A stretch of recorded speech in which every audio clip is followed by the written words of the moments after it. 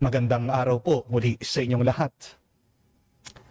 Alam niyo po ba ang sangkap ng buhay? What is the formula of life? Share ko po ito sa inyo ha. Madali lang po tandaan. Huwag niyong kakalimutan. Life is 90% happiness and 10% misery. Life is 90% goodness but only 10% evil. Life is 90% blessings and graces, but 10% sin and problems. Tandaan niyo po yan. Mas marami ang mabuti kesa sa masama. Mas marami ang biyaya kesa sa problema. Mas marami ang grasya kesa sa kasalanan. Amen? Amen. Pero, alam niyo po kung anong problema natin? Nakafocus tayo palagi doon sa 10%. Kapag merong 10% na nangyayari sa ating buhay, minsan, yun ang ginagawa nating 100%. Minsan, isang maliit lang na masama na nangyari sa iyo. Pero ito na ang iyong inaalala sa buong araw. Hindi po ba? Parang ganito. Merong 10 tao na pumuri sa iyo. Pero meron lang isang pumuna. Ang tanong ko po, sino yung iniisip mo buong gabi?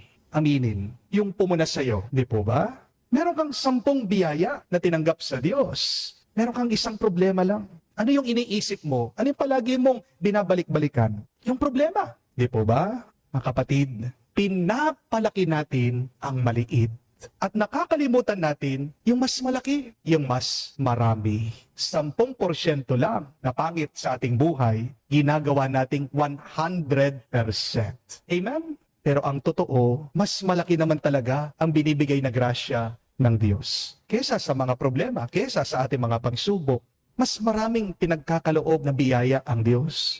Kesa sa mga nangyayaring kasalanan ngayon sa mundo, mas marami ang mga pagpapala kesa sa ating mga paghihirap. Ito po ang pinapaalala ng unang pagbasa. Napakaraming pangako ng Diyos. Sabi ng Diyos sa kanyang bayan ng Israel, I will save you. I will answer your prayers. I will not abandon you. Napakaraming mabubuting salita na sinabi ang ating Panginoon. Pero pagkatapos ng lahat ng pinahayag ng Diyos sa kanyang bayan, ano daw ang sabi ng Israel? God has forsaken us. Pinabayaan tayo ng Diyos.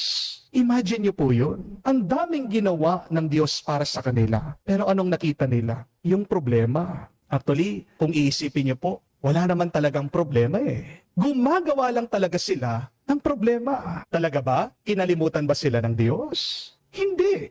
Dahil hindi lang nila nakikita ang Diyos. Akala nila, pinabayaan na sila. Mga kapatid, kaya pinapaalala sa atin ng Diyos. Itong napakagandang linya sa Biblia. God said, can a mother forget her child? Ginawa pa nga nating kanta ito eh. Anong pamagat? Hindi kita malilimutan. Yan ang sinasabi ng Diyos sa atin. Hindi ko kayo malilimutan. Ang Diyos, kamukha ng isang ina, hindi niya hahayaang mawala, masaktan, masawi ang anak niya. At yan din ang sinasabi ng ating Panginoong Jesucristo sa Ebanghelyo. Mamatay man ang isang tao, pero pinagkalooban daw siya ng kapangyarihan ng Ama, bubuhayin muli siya. One of the greatest miracle that God can do is to give life to those who have died.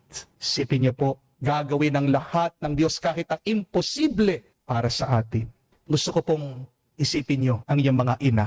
Di ba? Ganyan ang ugali nila. Gagawin nila ang lahat, isasakripisyo ang lahat para sa kanilang mga minamahal. Minsan, kahit na gaano ka pa kagulo, kahit na gaano pa katigas ang iyong ulo, kahit na ikaw ay pasaway, hindi ka pababayaan ng nanay mo. Kapag may sakit ka, sinong unang nag-aalala at mag-aalaga sa iyo? Walang iba kung hindi ang iyong ina. Di po ba? Kapag nadapa ka, sinong unang tatakbo para ikaw ay iangat? Walang iba kung hindi ang iyong ina. Kapag nagkamali ka, sinong unang-unang magpapatawad sa iyo at uunawa sa iyo? Walang iba kung hindi ang isang ina. Mga kapatid, ganyan po ang Diyos. Maaaring merong mga sandali sa ating buhay na pakiramdam natin tayo'y mag-isa. Pero ang totoo, hindi man natin nakikita, hindi man natin siya naaalala, madalas hindi man natin pinapasalamatan, pero hindi tayo pinapabayaan ng Diyos. The proof that God takes care of you is your life itself.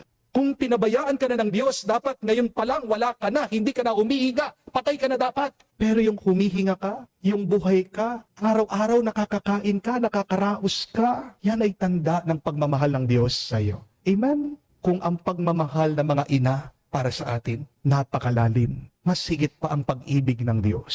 Kung ang isang ina hindi pabaya sa kanyang anak, lalong-lalo na ang Diyos. Ang Diyos ay maaruga. Pero ang nakakalungkot, hindi ito nakita ng kanyang bayan.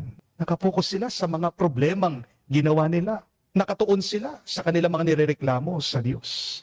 Ang bayan ng Diyos, makakalimutin kamukha natin. Ang tanong, ikaw, ano bang pinapansin mo? Binibigyan mo ng tuon araw-araw. Ano ba ang inaalala mo bawat sandali? Meron pong isang lalaki, kumain po sa restaurant. Pagdating po ng pagkain, tinikman niya. Nagreklamo. Sabi niya sa waiter, ang alat naman ng sabaw na ito. Kaya pinabalik po niya. Bumalik po ang waiter, pinigyan ng bagong sabaw itong tao. Kinain, tinikman, nagreklamo na naman. Sabi, ang tabang naman, inalis. Bumalik ang waiter, binigyan ng bagong soup. At pagkatapos tinikman itong tao, sabi niya, mainit naman masyado. Napagod po itong waiter. Kaya sabi po niya doon sa tao, Sir, baka hindi po yung sabaw yung may problema. Baka kayo po ang may problema. O nga naman po, no? Sino talaga ang may problema? Ano talaga ang problema? Hindi kaya tayo ang may problema. Minsan at madalas, ang buhay, wala namang problema. Ang pagtingin natin, ang meron talagang pagkukulang.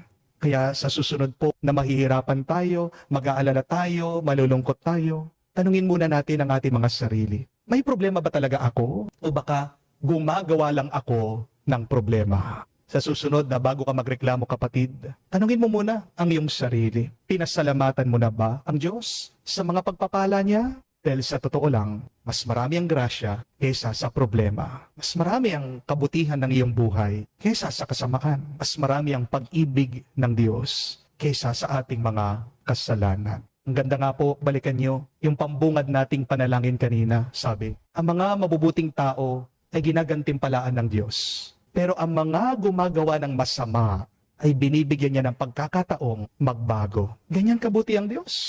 Hindi kanya agad parurusahan. Hindi niya agad aalisin ang iyong buhay dito sa mundo. Bibigyan ka ng maraming pagkakataon na magbalik loob sa Kanya. Yan ang malaking pagpapala na pinagkakalob ng Diyos sa atin. Kaya mula po ngayon, mga kapatid, huwag tayong mag-focus lang sa 10% ng buhay. Tingnan natin yung 90% na biyaya galing sa Diyos.